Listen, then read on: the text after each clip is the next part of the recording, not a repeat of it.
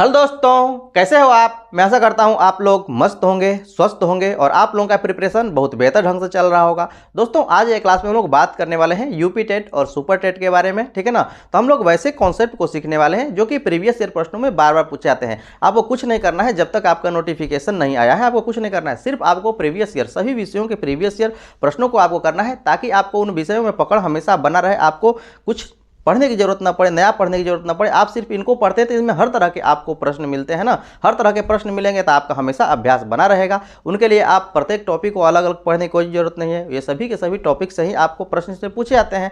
तो इसलिए आपको सिर्फ प्रीवियस ईयर प्रश्नों को करना है ताकि आप अभ्यास में रह सकें, और जब आपका नोटिफिकेशन आएगा तब से आप अपना रेगुलर प्रिपरेशन शुरू कर दीजिएगा। अभी सिर्फ आपको प्रीवियस ईयर प्रश्नों को देखना है, उससे आप हमेशा उसमें अभ्यास में बने रहेंगे। तो आज के क्लास में हम लोग प्रीवियस ईयर प्रश्नों को करेंगे, और इसी तरह के प्रीवियस ईयर प्रश्नों को यदि आप करना चाहते हैं, देखना चाहते हैं, तो उन सभी वीडियो का लिंक इस वीडियो के डिस्क्रिप्शन में है, वहां से जाकर के देख सकते हैं। और नहीं तो यूपी टेट सुपर टेट के प्लेलिस्ट में जाकर के वहां से आप सभी प्रीवियस ईयर प्रश्नों को लाइन वाइज से सभी वीडियो को आप देख सकते हैं, जो कि आपको काफी महत्वपूर्ण होने वाले हैं। तो चलिए बिना विलंब के हुए आज के सेशन को हम लोग शुरू करते हैं, और यदि अभी तक नहीं सब्सक्राइब किए हैं तो जरूर सब्सक्राइब कर लीजिएगा।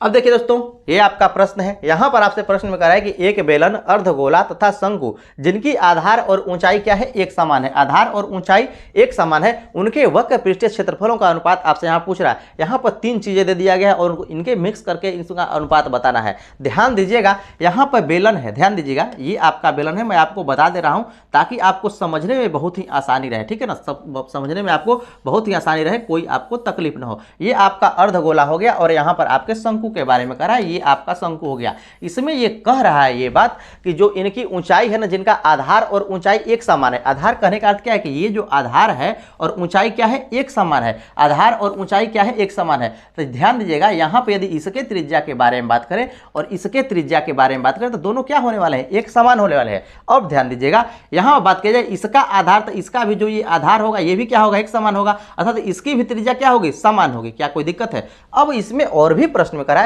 कि इनकी ऊंचाई भी एक समान है। जो इसकी ऊंचाई है ना वही इसकी ऊंचाई है, उसकी क्या, इसका अर्थात इस अर्धगोले की ऊंचाई है, और वही ऊंचाई इसकी है। क्या कोई दिक्कत है। इस शंकु की भी ऊंचाई वही है। यहां तक तो आपको कोई दिक्कत नहीं होनी चाहिए, ये बात आपको समझना है। ये सभी कुछ आप दिमाग में ही करने वाले हैं, लेकिन मैं आपको समझाने के लिए बातें सब कुछ आपको बता रहा हूं। तो यहां पर ध्यान दीजिए, ये सभी चीजें आपको यहां पर हो गई। अब ध्यान दीजिए, यहां पर कह रहा है कि जो ऊंचाई है इनकी समान है। ये क्या है, ये क्या है आपका, ये क्या है आपका अर्धगोला है। तो ये क्या होगा, ये इसकी त्रिज्या होगी ना अर्धगोले की। जो ऊंचाई यहां पर होगा इसकी त्रिज्या होगी ये अर्धगोले की, अर्थात h बराबर क्या आने वाला है, आपका r आने वाला। तो यहां पर भी इसके लिए h बराबर भी क्या हो जाएगा, r हो जाएगा। अब ध्यान दीजिए, यहां पर ये क्या होता है, ये l होता है। इसका आपको निकालना है अनुपात क्षेत्रफलों का, तो ये आपका l होगा, ठीक है ना। ये आपको तिर्यक ऊंचाई होगी शंकु की। अब यहां से आपको l को निकालना पड़ेगा, जबकि यहां पर h के बारे में पता है कि आपको h क्या हो जाएगा, यहां पर r हो जाएगा, क्योंकि ऊंचाई सभी की समान है ना। तो ये भी क्या हो जाएगा, h इसका r हो जाएगा, अर्थात ये लंबवत ऊंचाई आपकी यहां पर r हो जाएगी। तो यहां पर l के बारे में आपसे निकालना होगा, क्योंकि आपको यहां पर पृष्ठ क्षेत्रफल के बारे में बात करें कि वक्र पृष्ठ क्षेत्रफल, तो वक्र पृष्ठ क्षेत्रफल के लिए आपको l निकालना होगा। l यहां से आप निकाल सकते हैं। l क्या है, यहां पर कर्ण का काम करेगा, और ये आपका आधार और लंब का काम करेगा, अर्थात इनका योग कर दीजिए तो r² और प्लस r², अर्थात ये जो त्रिज्या है ना इसका r² आप करते हैं तो क्या आने वाला है, यहां पर √2r आने वाला है। कोई दिक्कत है, यहां तक तो आपको कोई दिक्कत नहीं होनी चाहिए। अब ध्यान दीजिए, यहां पर आपसे कह रहा है एक बेलन, एक बेलन के आयतन कह रहे नहीं, यहाँ एक बेलन, अर्धगोले तथा शंकु जिनकी आधार की ऊंचाई एक समान है। तो यहां पर ध्यान दीजिएगा, यहां इनके क्षेत्रफल के बारे में बात करें तो इसका जो आपका बेलन का क्षेत्रफल क्या होता है, वक्र पृष्ठ क्षेत्रफल 2πrh होता है। कोई दिक्कत है, यहां तक तो आपको कोई दिक्कत नहीं होनी चाहिए ना। ये आपका 2πrh हो गया, इनका अनुपात कह रहा है। उसके बाद किसका अनुपात कह रहा है, अर्धगोले का। गोले का होता है 4πr², अर्धगोले का क्या होगा, 2πr²। कोई दिक्कत है, यहां तक तो आपको कोई दिक्कत नहीं होनी चाहिए। अब ध्यान दीजिए, उसी तरह से अनुपात आपसे बात कर रहा है, किसके अनुपात के बारे में, आपका यहाँ पर शंकु के बारे में बात करें कि शंकु के वक्र पृष्ठ क्षेत्रफल का अनुपात। तो शंकु का वक्र पृष्ठ क्षेत्रफल πrl, वक्र पृष्ठ क्षेत्रफल क्या होता है, πrl। यहाँ तक तो आपको कोई दिक्कत अब नहीं होनी चाहिए। अब इतनी बात आपको समझ में आ गई, इसमें आपको कोई दिक्कत है। देखिए यहाँ पर आप ध्यान दीजिए, ये पाई है, ये पाई है, ये पाई है, पाई के पाई आपको सभी कैंसिल हो जाएंगे। यहाँ पर r है, ये भी अब उसको हम पहले बदल ही लेते हैं, उसके बाद ही मैं कैंसिल कराऊंगा, ठीक है। तो ये 2π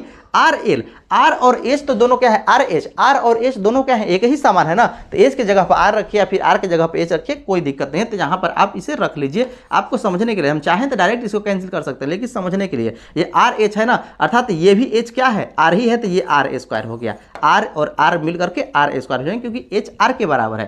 अनुपात है 2 पाई, ध्यान दीजिए ये 2 पाई आर स्क्वायर, तो यहाँ पर आर में लिए हैं तो आर क्यूब कैंसिल कराना है, इसलिए हम ऐसा कर रहे हैं। यहाँ पर ध्यान दीजिएगा, यहाँ पर क्या है अनुपात इनका, पाई आर एल, जो इसका आपको वक्र होता है, वक्र पृष्ठ क्षेत्रफल होता है वो पाई आर एल होता है, तो पाई हो गया, आर हो गया, यहाँ पर आर हो गया। अब आर में ही एल को रखिए, तो एल बराबर क्या होता है, √2r, √2r आपने यही ना निकाला है कि √2r, तो आर आर मिल करके आर स्क्वायर। अब ध्यान दीजिएगा यहाँ पर पाई आर स्क्वायर से पाई आर स्क्वायर यहाँ पर भी कैंसिल हो जाएगा और यहाँ पर भी कैंसिल हो जाएगा। अब आपके पास बचा क्या, अब आपके पास क्या बचा, 2 बचा, यहाँ पर भी आपको क्या बचा, 2 बचा, यहाँ पर आपको क्या बचा, √2 बचा। ध्यान दीजिएगा, यहाँ 2 और यहाँ पर √2।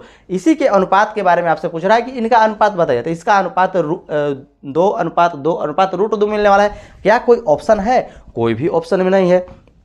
तो देखिए कि इसमें किसको करने पर ये आपको आने वाला है, ठीक है ना, या फिर इसको हम लोग कोई मॉडिफाई करें तो कौन सा इसमें आने वाला है। तो यहाँ पर दिख रहा है ये ऑप्शन नंबर डी और यही इसका सही आंसर होगा। यदि नहीं समझ में आ रहा है कि कैसे हो जाएगा ऑप्शन डी, तो ध्यान दीजिए यहाँ पर यदि हम सब में √2 से भाग देते हैं तो यहाँ पर 1 हो जाएगा, तो ये 1 हो जाएगा। तो यहाँ पर ध्यान दीजिए ये √2 से इसमें भाग दीजिए, √2 से भाग दीजिए और इसमें भी √2 से भाग दीजिएगा, तो 2 कैंसिल होकर के 1 आ जाएगा। इसमें आप भाग देते हैं तो भाग देंगे तो इसका परमेयीकरण करेंगे, ऊपर नीचे √2 से गुणा करेंगे, √2 कैंसिल हो जाएगा, तो आपको मिलने क्या वाला है, यहाँ पर आप 2 में ऊपर नीचे √2 से क्या कराएंगे, आप गुणा कराएंगे, तो रूट क्या होने वाला है, 2 होने वाला है, 2 से 2 कैंसिल हो जाएगा, अर्थात ऊपर आपका मिल जाएगा √2, पुनः यहाँ पर वही क्रिया, यहाँ पर भी आपको √2 और ये तो आपको कैंसिल होकर के हो जाएगा 1 और ऑप्शन नंबर डी इसका सही आंसर हो जाएगा। क्या कोई तकलीफ है? मैं ऐसा करता हूँ कि इसमें आपको कोई तकलीफ नहीं है। जब भी ऐसे प्रश्न आपको पूछे जाएंगे अब आप आसानी से बना लेंगे, बशर्ते आपको फॉर्मूला याद होना चाहिए कि इसका जो आपका वक्र क्षेत्रफल होने वाला है 2 पाई आर एच होता है, इसका होता है 2 पाई आर स्क्वायर। यदि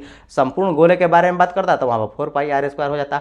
तो इसी तरह से आप इन सभी प्रश्नों को आप आसानी से बना सकते हैं। मैं ऐसा करता हूँ कि ये कॉन्सेप्ट आपको समझ में आ रही है, इसमें आपको कोई तकलीफ नहीं है। तो जब भी ऐसे प्रश्न आपसे मिलेंगे तो आप आसानी से अब बना लेंगे। चलिए नेक्स्ट क्वेश्चन की ओर चलते हैं और उनके कॉन्सेप्ट को सीखते हैं। और दोस्तों यदि अभी तक नहीं सब्सक्राइब किए हैं तो जरूर सब्सक्राइब कर लीजिएगा और अंत तक जरूर बने रहिएगा, क्योंकि बहुत कुछ आप सीखने वाले हैं।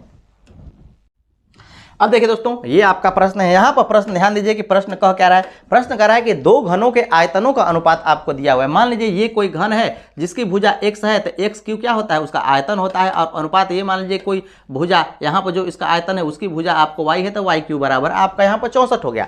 तो यहाँ से आपको क्या पता चल रहा है, यहाँ से आपको पता चल रहा है कि जो यहाँ पर भुजा है ना, ये जो 27 वाला जो घन है उसके भुजा के बारे में बात करें, 3 के 9 27 अर्थात 3 है, और इसकी भुजा के बारे में बात करें तो यहाँ पर कितने हो रहे हैं, चौके 16 चौके 64, अर्थात इसकी जो भुजा है ये क्या है, आपको 4 है, अर्थात x का वैल्यू 3 और y का वैल्यू आपको 4 पता चल गया।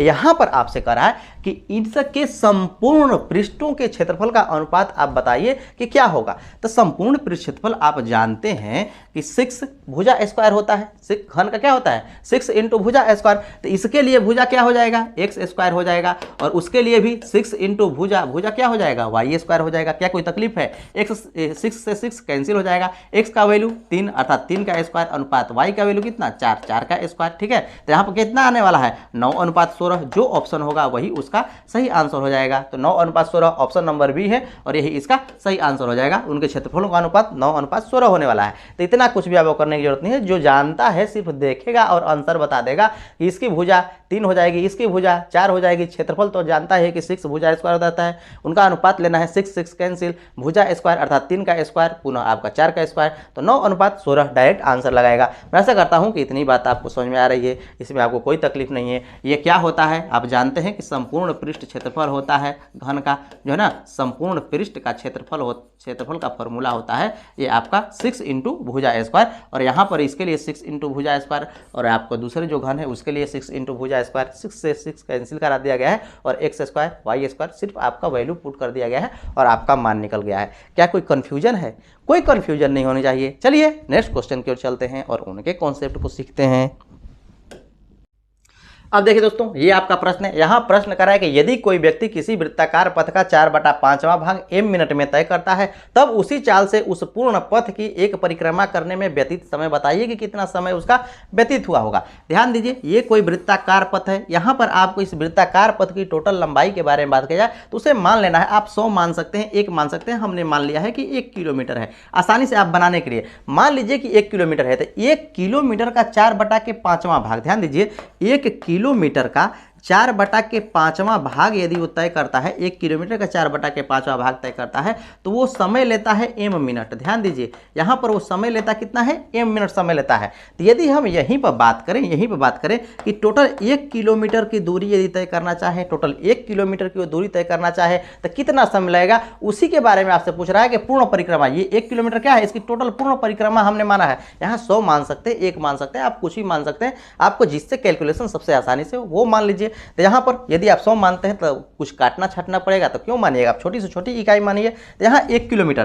तो ये जो इधर गुना में है इधर जाकर के भाग हो जाएगा, अर्थात m बटा के 4 बटा के आपका यहाँ पर 5 हो जाने वाला है, अर्थात इतना मिनट आपको लगने वाला है, इतना मिनट लगने वाला है। इसका कैलकुलेशन कीजिएगा तो 5 चला जाएगा ऊपर, अर्थात ये क्या होने वाला है, 5m और बटा के यहाँ पर 4 मिनट। जो ऑप्शन है वही इसका सही आंसर हो जाएगा, 5 बटा के 4 मिनट। ऑप्शन नंबर सी है और यही इसका सही आंसर हो जाएगा। ये बात आपको नहीं समझ में आ रही है, पुनः आप समझने का प्रयास कीजिए कि 1 किलोमीटर है, ठीक है ना, 1 किलोमीटर जो है, 1 किलोमीटर का 4/5वां हिस्सा, 4/5वां हिस्सा कितना है आपका, m मिनट है। तो यहाँ पर यदि हम बात करें कि 4 किलोमीटर की, ध्यान दीजिए, यहाँ पर 4 किलोमीटर के बाद तो 5 क्या हो जाएगा, इधर जाकर के गुणा हो जाएगा, अर्थात उसको कितना समय लगने वाला है, 5 × m मिनट आपको लगने वाला है। उसी तरह से यहाँ पर बात कर रहा है कि 1 किलोमीटर के बारे में बताइए कि 1 किलोमीटर, ठीक है ना, 1 किलोमीटर में कितना लगेगा, तो ये गुना में है, तो इधर जाकर क्या हो जाएगा, भाग में हो जाएगा, अर्थात 5m और बटा के 4 आपको मिनट लगने वाला है। क्या कोई दिक्कत है? मैं आशा करता हूँ कि इसमें आपको कोई दिक्कत नहीं है, आप इस बात को आसानी से समझ चुके हैं, इसमें आपको कोई कंफ्यूजन नहीं होने वाली है।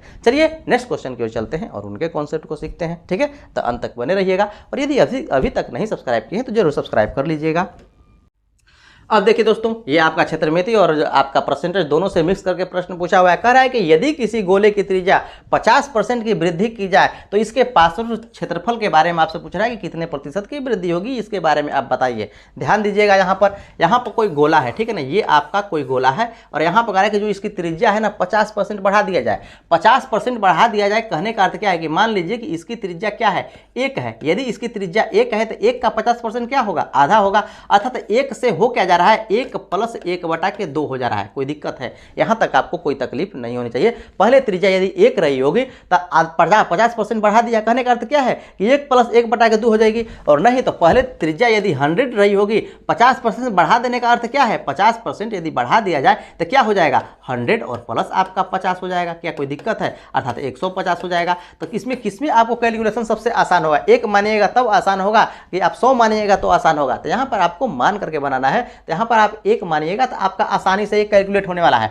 जब बढ़ाइएगा त्रिज्या तो कितना होने वाला है, 3 बटा के आपका 2 हो जाने वाला है। बस कॉन्सेप्ट आप यूज कीजिए कि जो प्रश्न कह रहा है आप कैसे आप बनाएं। यहाँ कह रहा है कि यदि किसी गोले की त्रिज्या 50% की वृद्धि की जाए तो इसके पार्श्व क्षेत्रफल, यहाँ पर किसके क्षेत्रफल के बारे में बात कर रहा है। आप जानते हैं कि जिसका क्षेत्रफल क्या होता है, 4πr² होता है, 4πr² होता है। क्या कोई दिक्कत है? ये आपका है, इसमें कितने प्रतिशत की वृद्धि होगी इसके बारे में आपसे पूछा जा रहा है, इसके बारे में आपसे पूछा गया है। तो ये 4πr² है, ये आपका 4πr² है। दोनों में आप वैल्यू पुट कीजिएगा। ये पहले वाला वैल्यू, पहले हमने रखा क्या, 1 रखा। जब हमने 1 रखा तो 4π यहाँ पर हो जाएगा, 1 का स्क्वायर 1 होने वाला है, 4π होने वाला है। अब यहाँ पर जब हम रखते हैं, जब 50% वृद्धि करते हैं तब इसके क्षेत्रफल में क्या परिवर्तन होता है, अर्थात ये भी क्या हो जाएगा 4π और इसका जो r होने वाला है, पहले तो 1 था ना, अब 3 बटा के 2 इसका r हो जाने वाला है। तो 3 बटा के 2 रखिएगा। तो कहने का अर्थ क्या है कि ये 9 बटा के कितना हो जाने वाला, 4 हो जाने वाला है। ये 4 से 4 क्या हो जाएगा, कैंसिल हो जाएगा। क्या कोई तकलीफ है? यहाँ पर आप यहाँ पर देखिए कि यहाँ पर वृद्धि हो कितनी की रही है। ध्यान दीजिएगा, यहाँ पर कितने की वृद्धि हो रही है। पहले था कितना, पहले यहाँ पर था ये कितना, पहले 4π था, अब हो जा रहा है 9π। ये 9 और पाई से गुना कीजिएगा तो हो जा रहा है कितना, 9π, ठीक है ना, ये आपका 9π। तब वृद्धि हो कितने की रही है, कितने की वृद्धि हो रही है, 5π का वृद्धि हो रही है। ध्यान दीजिएगा, यहाँ पर 5 पाई की क्या हो रही है, वृद्धि हो रही है। यहाँ पर आपसे प्रतिशत वृद्धि के ही बारे में न पूछा है कि प्रतिशत वृद्धि बताइए। मैंने आपको हमेशा बताया है और बार बार बताया है कि जब भी आपको प्रतिशत निकालना हो, जब भी आपका किसी का प्रतिशत निकालना हो तो कुछ नहीं करना है, जो पूछा जाए उसे ऊपर रखिए। हमेशा जो पूछा जाए उसे ऊपर रखिए, जिससे तुलना किया जाए उसको हमेशा नीचे रखिए, जिससे तुलना किया जाए हमेशा नीचे रखिए, और प्रतिशत निकालना है 100% से गुणा कराइए। बस यही काम आपसे कह रहा है। तो पूछा क्या जा रहा है, पूछा जा रहा है कितनी वृद्धि हुई, कितनी वृद्धि हो रही है, 5 पाई की वृद्धि हो रही है। तो 5 पाई को ऊपर रखिए। तुलना किससे करना है, यहां पर आपको तुलना किससे करना है, आपको पहले वाले पर तुलना करना है ना, हमेशा आपको क्रयमूल्य पर तुलना होता है। तो यहां पर क्या होने वाला है, पहले से बढ़कर कितना हो जा रहा है ना, तो हमेशा आपको कितना से किससे तुलना करना है, पहले वाले से। पहले वाली वैल्यू क्या है, 4 पाई है, तो तुलना किससे होगा, 4 पाई से आपको तुलना होगा। प्रतिशत निकालना है, 100% से गुणा कराइए और आपकी प्रतिशत वृद्धि आपको पता चल जाएगी।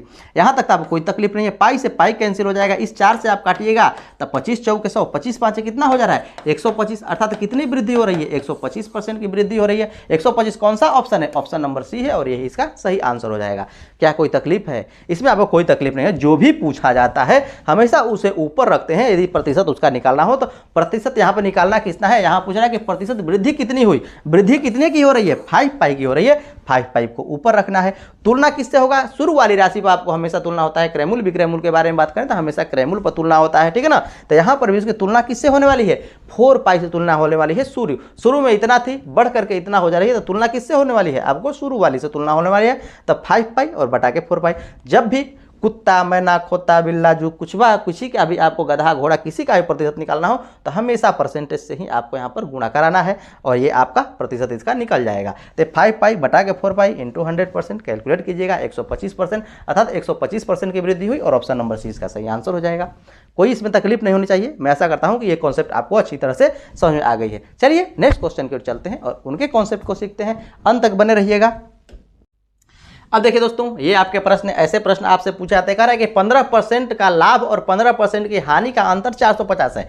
ध्यान दीजिए, यहाँ पर कह रहा है कि 15% का लाभ, 15% का लाभ करने का अर्थ क्या है, कोई वस्तु का क्रयमूल्य होता है अपने आप में 100%, अपने आप में 100%। 15% का लाभ कमाने का अर्थ क्या है कि उस वस्तु को बेच रहा होगा 115% पर। क्या कोई दिक्कत है, यहाँ पर बात कर रहा है कि 15% की हानि, 15% की हानि करने का अर्थ है किसी वस्तु का क्रयमूल्य अपने आप में 100% होता है। हानि कब होता है, जब क्रयमूल्य से कम कीमत में बेचा जाए। तो क्रयमूल्य से कम कीमत अर्थात 15% की हानि हो रही है, अर्थात 15% कम में बेच रहा है। 15% कम में बेचने का अर्थ क्या है कि 85% में बेच रहा है। ध्यान दीजिएगा, ये कितना बेच रहा है, 85% में आपको बेच रहा है, तब उसे 15% की हानि हो रही है। यहीं पर यह बात आपको दिया हुआ है कि इन दोनों का अंतर कितना है, 450 है। कितना है आपका यहाँ पर 450 है। तो यहाँ पर आपसे पूछ रहा है कि क्रयमूल्य बताइए कि क्रयमूल्य क्या होगा। आप जानते हैं कि क्रयमूल्य क्या होता है, अपने आप में 100% होता है। तो यहाँ पर सिर्फ आपको 100% की ही तो वैल्यू निकालनी है। यहाँ पर 115 में से 85 को घटाइएगा, आने वाला है 30%, और 30% बराबर हो जाएगा 450 के। आपको निकालना है 100%, इसलिए 100% बराबर क्या हो जाएगा, डायरेक्ट आप कैलकुलेट कर सकते हैं। 30% बराबर 450, इसलिए 1% बराबर 450 बटा के 30, इसलिए 100% बराबर 450 और बटा के 30 और गुना आपका यहाँ पर 100। कोई दिक्कत है, मैं आशा करता हूँ कि इतनी बात आपको समझ में आ रही है, इसमें आपको कोई तकलीफ नहीं होने वाली है। क्या कोई दिक्कत है, कोई दिक्कत नहीं होनी चाहिए। यहाँ से आप कैलकुलेट कर सकते हैं, तो 15 तियां 45 हो जाएगा, ठीक है ना। अर्थात कितना होने वाला है, आपका 1500 होने वाला है, और जो ऑप्शन होगा वही उसका सही आंसर हो जाएगा, ऑप्शन नंबर सी। क्या कोई कंफ्यूजन है, मैं ऐसा करता हूं कि इसमें आपको कोई कंफ्यूजन नहीं होने वाली है। जब भी ऐसे प्रश्न आपको मिले आप आसानी से बना सकते हैं, उसमें आपको कोई भी तकलीफ नहीं होनी चाहिए। चलिए नेक्स्ट क्वेश्चन की ओर चलते हैं और उनके कॉन्सेप्ट को सीखते हैं। अब देखिए दोस्तों, ये आपका प्रश्न है। यहाँ पर कह रहा है कि यदि त्रिभुज एबीसी एक समद्विबाहु त्रिभुज है जिसमें कोण एबीसी 90 डिग्री है। ध्यान दीजिएगा, यहाँ पर कह रहा है कि कोण एबीसी आपको 90 डिग्री, तो ये त्रिभुज ए बी सी और ये जो कोण है ना, ये आपको कह रहा है कि आपको 90 डिग्री है और समद्विबाहु त्रिभुज है, अर्थात ये दोनों भुजाएं बराबर होंगी। ये दोनों भुजाएं क्या होंगी, बराबर होंगी। ये तभी कोण का काम करेगा क्योंकि ये आपका 90 डिग्री हो गया। आगे इसमें कह रहा है कि तब एबीसी के बारे में कौन सा कथन सत्य है, इसके बारे में बताइए। आप तो सभी जानते हैं कि जो आपका समकोण त्रिभुज होता है, ये समकोण त्रिभुज बन गया। तो समकोण त्रिभुज में क्या होता है, कर्ण का वर्ग जो होता है हमेशा बराबर होता है। किसके, तो लंब के वर्ग के, लंब के वर्ग और यहाँ पर आधार के वर्ग के योग के बराबर बराबर होता है। तो यहाँ पर कर्ण क्या है, AC है ना, तो AC का वर्ग हमेशा बराबर होगा, लंब क्या होगा, AB होगा। ध्यान दीजिए लंब क्या है, AB हो जाएगा, इसका वर्ग और प्लस आपको यहाँ पर BC का वर्ग। इसमें संबंध आपको ढूंढना है कि कौन सा संबंध इसको संतुष्ट कर रहा है। इसमें देखिएगा ये BC प्लस AC है, BC और प्लस आपका AC कभी इसमें हो ही नहीं सकता। जब भी आएगा BC प्लस AC होने को होगा नहीं, हमेशा माइनस की ओर चला जाएगा। जब भी आपको दूसरी भुजा के बारे में बात करें, प्लस तब भी होता है जब कर्ण के परिदृश्य में लिखा जाए, तब वो क्या होता है, प्लस होता है। बाकी कर्ण को छोड़ दिया जाएगा तो हमेशा कर्ण में से आपको घटेगी, तभी वो भुजा आपको प्राप्त होने वाली है। अर्थात यहाँ बात करें कि आधार के बारे में बताइए तो कर्ण माइनस लंब होगा, लंब के बारे में बताइए तो कर्ण माइनस आधार होगा। इस तरह से आपको पता होने वाला है, ये तो होगा नहीं। ये भी बात करें तो AB square plus AC square, ये भी आपका नहीं होने वाला है, क्योंकि AC आपका कर्ण है, प्लस तो हो नहीं सकता अन्य दो भुजाओं से। उसका यदि बात करें, इन दो भुजाओं का योग हम लोग करके लिख सकते हैं, लेकिन इसके साथ किसी का योग नहीं होगा, तो ये नहीं हो सकता। 2AC बराबर AB, यहाँ पर 2AC बराबर कर रहा है ये भी आपका यहाँ पर गलत होने वाला है। अब इसके बारे में देखिए कि AC का स्क्वायर बराबर 2AB स्क्वायर होने वाला है। हाँ होने वाला है, क्यों होने वाला है, क्योंकि भुजाएं आपस में बराबर हैं। ये AB में है ना, ये आपको AC में है, तो AC तो एक साइड में है ही, कोई दिक्कत नहीं है। AC का स्क्वायर, यहाँ पर AB के बारे में बात करें तो ध्यान दीजिए ये क्या है, AB है और ये दोनों भुजाएं आपस में बराबर हैं। तो AB की जगह पर BC लिखिए या फिर BC की जगह पर AB लिखिए। तो यहाँ पर हमने इस BC की जगह पर AB रख लिया है इस बात को लाने के लिए, तो यहाँ पर आप ला सकते हैं। अर्थात इसलिए ध्यान दीजिएगा AC स्क्वायर बराबर AB स्क्वायर और प्लस इसके जगह पर भी हमने AB हिला दिया, अर्थात AB का स्क्वायर। ठीक है, कोई दिक्कत है, यहाँ AB मिल करके आपको 2AB हो जाने वाले हैं, अर्थात 2AB का स्क्वायर। ऑप्शन नंबर डी है और यही इसका सही आंसर हो जाएगा। मैं ऐसा करता हूँ कि इतनी बात आपको समझ में आ रही है, इसमें आपको कोई तकलीफ नहीं है। ये आपको देखते ही आप इसे बता सकते हैं, इसमें आपको कोई कंफ्यूजन नहीं होनी चाहिए और ऑप्शन नंबर डी इसका सही आंसर हो जाएगा। चलिए नेक्स्ट क्वेश्चन की ओर चलते हैं और उनके कॉन्सेप्ट को सीखते हैं। और नहीं लाइक किए हैं तो दोस्तों जरूर लाइक कर दीजिएगा और अच्छा लगे तो दोस्तों में अपने शेयर भी कर दीजिएगा। अब देखिए दोस्तों, ये आपका प्रश्न है, यहाँ पर समांतर माध्य और गुणोत्तर माध्य के बारे में आपसे कह रहा है कि यदि दो धनात्मक संख्याओं का समांतर माध्य तथा गुणोत्तर माध्य यहाँ पर क्रमशः 5 और 3 है, ठीक है ना, तो यहाँ पर कह रहा है कि दो संख्याएं ज्ञात करें। ठीक है ना, यदि मान लीजिए यहाँ पर कोई x और y दो संख्याएं हैं, ठीक है ना, यदि कोई दो x और y क्या है, संख्याएं हैं, ये संख्याएं हैं, तब समांतर माध्य क्या होता है। और यहाँ पर संख्याएं यदि हैं तो समांतर माध्य के बारे में बात करें कि समांतर माध्य क्या होता है। ठीक है ना, समांतर माध्य क्या होता है, तो समांतर माध्य बराबर होता है इन दो संख्याओं का योग और बटा के यहाँ पर 2 कर दीजिएगा, ये आपको समांतर माध्य होता है। यहीं पर गुणोत्तर माध्य के बारे में बात करें कि गुणोत्तर माध्य क्या होता है। ठीक है ना, गुणोत्तर माध्य के बारे में बात करें तो गुणोत्तर माध्य होता है रूट, यहाँ पर जो आपको संख्याएं हैं, दो संख्याएं हैं, उनका आपको गुणनफल रूट के अंदर। ठीक है ना, तो ये आपको गुणोत्तर माध्य होता है। यही तो आपको दिया हुआ है, इसे कैलकुलेट करना है। समांतर माध्य आपको दिया हुआ है कि 5 है और गुणोत्तर माध्य आपको दिया हुआ है कि 3 है, और इसी को आपको कैलकुलेट कीजिए। इसे आप कैलकुलेट करेंगे तो ये क्या होने वाला है, यहाँ पर इधर जाकर के गुना हो जाएगा, अर्थात x प्लस वाई। ठीक है ना, x प्लस वाई क्या आने वाला है, 10 आने वाला है। और यहाँ से आप दीजिएगा तो x इंटू वाई बराबर दोनों तरफ वर्क कर दीजिए। क्या कीजिएगा, दोनों तरफ वर्क कर दीजिएगा, तो क्या होने वाला है, इसके बराबर जो गुणोत्तर माध्य है ये 3 है ना, तो ये 3 का स्क्वायर हो जाएगा और रूट इधर से हट जाएगा, अर्थात x इंटू वाई बराबर क्या हो जाने वाला है, आपका 3 हो जाने वाला है। यहाँ तक तो आपको कोई तकलीफ नहीं होनी चाहिए कि क्या कोई तकलीफ है। मैं ऐसा करता हूँ कि इसमें आपको कोई तकलीफ नहीं होनी चाहिए। तो यहाँ पर 3 नहीं बल्कि आपका 9 होगा, स्क्वायर कीजिएगा तो 3 क्या हो जाएगा, 9 हो जाएगा। अब यहाँ पर आप डायरेक्ट इसका आंसर बता सकते हैं, इसको हल करने की कोई जरूरत नहीं है, आप डायरेक्ट इसका आंसर बता सकते हैं कि आंसर क्या होने वाला है। कैसे बताइएगा, ठीक है, यहाँ पर 9 है, इन दोनों का गुणनफल 9 है और उन दोनों का योग क्या होने वाला है, 10 होने वाला है। अब क्या संख्या हो कि गुणनफल 9 प्राप्त हो और योगफल 10 प्राप्त हो, तो वो संख्या आपको 1 और 9 होने वाली है, 1 और क्या होने वाली है, 9 आने वाली है। इनको आप जोड़िएगा तो 10 प्राप्त होगा, गुणा कीजिएगा 9 प्राप्त होगा। क्या कोई ऑप्शन में है, ऑप्शन में है तो ऑप्शन नंबर सी है और यही इसका सही आंसर हो जाएगा। क्या कोई तकलीफ है, 9 और 1, यहाँ पर x का वैल्यू आपका यहाँ पर 9 भी हो सकता है और यहाँ पर y का वैल्यू 1 भी हो सकता है, इन दोनों में से कोई भी हो सकती है। तो ऐसा कोई ऑप्शन दिया ही नहीं हुआ है कि इसको आप सोल्व करने की जरूरत है। एक ही ऑप्शन है 9 और 1 में, और जो भी प्राप्त होगा 9 और 1 में ही प्राप्त होगा, तो जो ऑप्शन आएगा वही उसका सही आंसर हो जाएगा। क्या कोई तकलीफ है, इसे आप हल कीजिएगा तो एग्जैक्ट आपको वैल्यू मिलेगा कि x आखिर है क्या और y आखिर है क्या, ये आपको पता चलेगा। लेकिन यहाँ पर आपको ऑप्शन में ही डायरेक्ट देखना है कि ऑप्शन में है क्या, इसके अलावा तो भिन्न कोई आने वाला नहीं है। तो यहाँ पर 9 1 लिखा रहे या फिर 1 9 लिखा रहेगा, जो ऑप्शन होगा वही उसका सही आंसर हो जाएगा। तो इसलिए ऑप्शन नंबर सी इसका सही आंसर हो जाएगा। यहाँ पर आपको इसको सोल्व करने की जरूरत नहीं है, समय नुकसान करने की जरूरत नहीं है, आपको एक नज़र पैनी नज़र आपको ऑप्शन की ओर भी हमेशा देखना है। चलिए नेक्स्ट क्वेश्चन की ओर चलते हैं और उनके कॉन्सेप्ट को सीखते हैं। मैं ऐसा करता हूँ कि ये कॉन्सेप्ट आपको बहुत ही अच्छी तरह समझ में आ गया है। अब देखिए दोस्तों, ये आपका प्रश्न है। ऐसे प्रश्न भी आपसे पूछाते हैं। ये कोऑर्डिनेट ज्योमेट्री का प्रश्न है। कह रहा है कि रेखाएं x बराबर 1 है और y बराबर 1 के प्रतिच्छेद बिंदु का निर्देशांक आपसे यहाँ पर पूछ रहा है। तो ध्यान दीजिएगा, ये आपका होता है x एक्सिस और ये होता है आपका y एक्सिस। क्या होता है? ये आपका y एक्सिस होता है। यहाँ आपका y डैश होता है और यहाँ पर आपका x डैश होता है। अर्थात इस साइड में आपको पॉजिटिव संख्याएं लिखी होती हैं और इस साइड में आपको क्या होती हैं? निगेटिव होती हैं, जो आपको निगेटिव होती हैं, और इस साइड में आपको पॉजिटिव होती हैं नंबर लाइन पर, ठीक है ना। और यहाँ पर बारे में बात करें तो इधर भी आपको क्या होने वाला है? जो आपको पॉजिटिव संख्याएं होती हैं और नीचे की ओर क्या होती है? आपको नेगेटिव संख्याएं होती हैं। क्या कोई तकलीफ है? यहाँ तक आपको कोई तकलीफ नहीं होनी चाहिए। अब ध्यान दीजिए, यहाँ पर कह रहा है कि x बराबर 1 है। x बराबर 1 अर्थात इधर जो संख्याएं होंगी 1 2 3 इस तरह से होंगी। ये 1 होगा, ये 2 होगा, ये 3 होगा पॉजिटिव वाली, और इधर इसके नेगेटिव वाले। और उसी तरह से इधर बात करें तो इधर भी आपको क्या होने वाली है? पॉजिटिव वाली संख्याएं होने वाली है। इधर 1 होगा, इधर 2 होगा, इधर 3 होगा और नीचे उसका माइनस वाली। यहाँ पर ध्यान दीजिए, प्रश्न कर रहा है कि x बराबर 1। x बराबर 1 कहने का अर्थ क्या है? कि जो x है ना, जो x कोऑर्डिनेट्स जो रेखा जाएगी वो 1 से होकर जाएगी और y के पैरेलल होकर के जाएगी, अर्थात इस तरह से होकर के जाएगी। तो ये x बराबर 1 का ये जो है आपका यहाँ पर जो ये लाइन है ना, ये x इक्वल टू 1 है। और उसी तरह से y के बारे में बात करें तो y वाली जो रेखा होती है ना, जो वो x के समानांतर जाती है,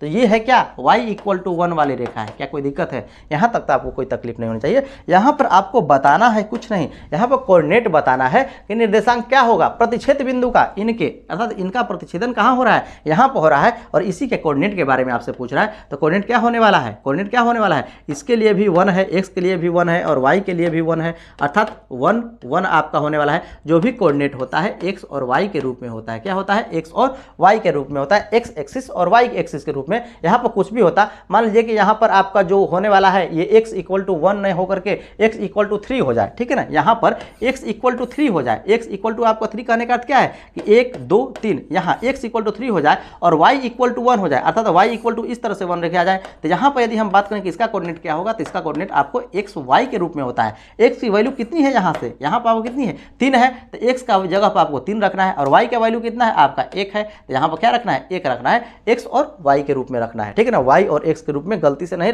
लिख दीजिएगा, गलती से लिख दीजिएगा तो आपका गलत हो जाने वाला है। मैं ऐसा करता हूँ कि ये कॉन्सेप्ट आपको समझ में आ रही है, इसमें आपको कोई तकलीफ नहीं है। तो इसका कौन सा ऑप्शन है? 1 1, ऑप्शन नंबर बी है और यही इसका सही आंसर हो जाएगा। और यहाँ पर ये है इसका ओरिजिन, और ओरिजिन का जो होता है कोऑर्डिनेट 0 0 होता है, जहाँ x भी 0 होता है और y भी 0 होता है। क्या कोई तकलीफ है? मैं आशा करता हूँ कि इतनी बात आपको समझ में आ रही है, इसमें आपको कोई तकलीफ नहीं है। चलिए नेक्स्ट क्वेश्चन की ओर चलते हैं और उनके कॉन्सेप्ट को सीखते हैं।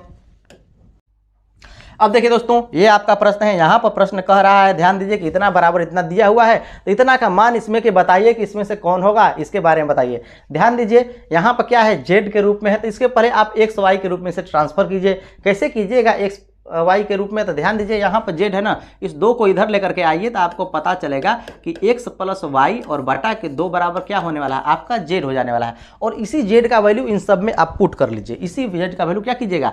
सब में पुट कर लीजिए। तो इसमें यदि आप पुट करते हैं तो ये हो जाता है, ऊपर आपका x होता है। ध्यान दीजिए, ये ऊपर क्या होता है? x होता है और बटा में x माइनस z का वैल्यू x प्लस y और बटा के आपका होने वाला है 2। थोड़ा सा पेन को मैं थोड़ा पतला कर दे रहा हूँ, ठीक है। तो यहाँ पर हो गया इतना। अब प्लस है तो प्लस लिखिए। z के बारे में बात करें तो z का भी वैल्यू आपको पुट करना है। z की जगह पर क्या? x प्लस वाई बाई में 2 कर लीजिए, x प्लस वाई और बटा के 2 कर लीजिए। और बटा में क्या है? y minus z, y minus z का वैल्यू कितना है? x प्लस वाई बटा के 2। जहाँ जहाँ z है ना, उसके जगह पर आप x प्लस वाई और बटा के आप 2 कर लीजिए। अब इसको आप कैलकुलेट कीजिए, इसको कैलकुलेट कीजिएगा तो क्या होने वाला है? ध्यान दीजिए, इसे आप कैलकुलेट, जो आप जानता है कैलकुलेशन, मन में ही सब सारी कैलकुलेशन कर सकता है, लेकिन आपको नहीं समझ आएगी। तो यहाँ पर ध्यान दीजिए, यहाँ पर बटा होगा तो इसका एलसीएम लीजिएगा, तो ये 2x और माइनस x माइनस वाई हो जाएगा।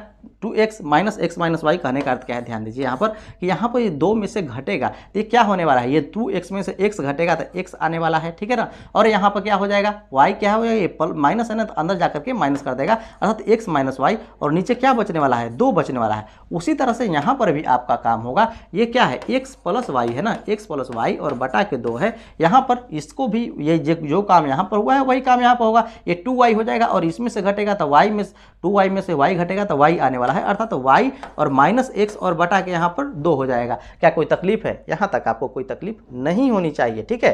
तब आप यहाँ पर आगे और भी कैलकुलेट कीजिए। आगे क्या कैलकुलेट करना है? ये 2 जो नीचे है ऊपर चला जाएगा, अर्थात 2x हो जाएगा। ध्यान दीजिए 2x हो जाएगा और बटा के x माइनस वाई हो जाएगा। अब ध्यान दीजिएगा ये भी क्या है 2 है और ये भी 2 है, 2 2 क्या होंगे कैंसिल होंगे। ऊपर क्या है x प्लस वाई है, नीचे y माइनस एक्स है, तो यहाँ पर दोनों का बेस समान कीजिए, x माइनस वाई कीजिए, ये y माइनस एक्स है ना, x को कर लीजिए बाहर कॉमन है, क्या कीजिएगा x को कीजिएगा बाहर, ये y माइनस एक्स है ना, यदि हम यहाँ पर माइनस कॉमन कर लेते हैं तो ये x माइनस वाई हो जाता है, पुनः गुणा करेंगे तो माइनस एक्स प्लस वाई अर्थात y माइनस एक्स हो जाएगा। तो यहाँ पर भी क्या करना है बाहर माइनस को कॉमन लेना है, बाहर माइनस को कॉमन लीजिएगा तो ये तो x प्लस वाई हो जाएगा और नीचे क्या हो जाएगा x माइनस वाई हो जाएगा। क्या कोई दिक्कत है? कोई दिक्कत आपको नहीं होनी चाहिए। अब दोनों का जो क्या है यहाँ पर जो हर है समान है, आसानी से आप एलसीएम ले सकते हैं। एलसीएम लीजिएगा तो क्या आने वाला है उसका x माइनस वाई हो जाएगा। ठीक है, अब ऊपर क्या हो जाएगा 2x और आपका यहाँ पर माइनस है ना, यहाँ पर क्या हो जाएगा माइनस है तो माइनस हो जाएगा, यहाँ x प्लस वाई है तो ये आपका x प्लस वाई हो जाएगा।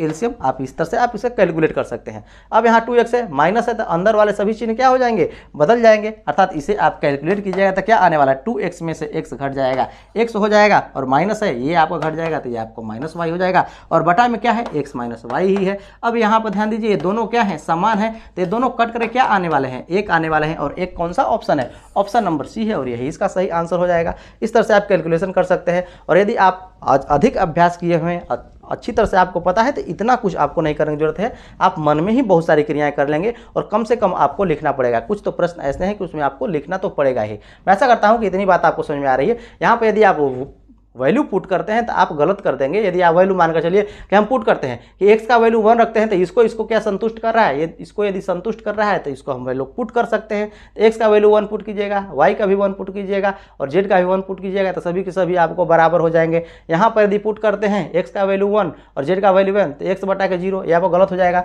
यहाँ पर यदि 0 भी पुट करते हैं तो ये आपको बराबर हो जाने वाला है 0 प्लस 0 बराबर 0 आपको हो जाएगा। तो ऐसे नहीं कीजिएगा, आपको कुछ प्रश्न ऐसे हैं कि जिन्हें आप बनाना ही पड़ेगा, आप वैल्यू पुट करके उसका आंसर नहीं निकाल सकते। चलिए नेक्स्ट क्वेश्चन की ओर चलते हैं और उनके कॉन्सेप्ट को देखते हैं। अंत तक बने रहिएगा।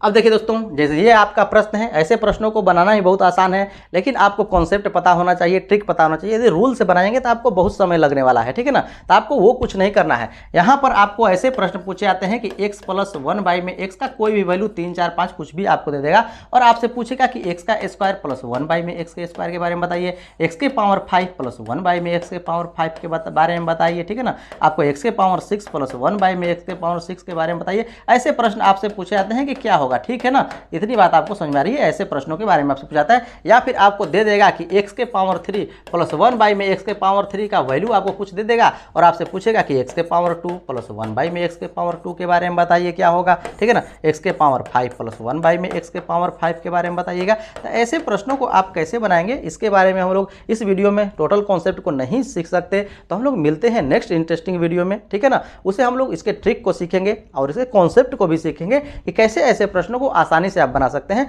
तो अगला वीडियो आप निश्चित है कि देखिएगा और आपको और यदि अभी तक आप सब्सक्राइब नहीं किए हैं तो जरूर सब्सक्राइब कर दीजिएगा और वीडियो यदि अच्छा लग रहा है तो अपने दोस्तों में शेयर भी कर दीजिएगा। आज के लिए इतना ही, देखने के लिए धन्यवाद। हम लोग मिलते हैं इस तरह की कॉन्सेप्ट को सीखने के लिए नेक्स्ट इंटरेस्टिंग वीडियो में।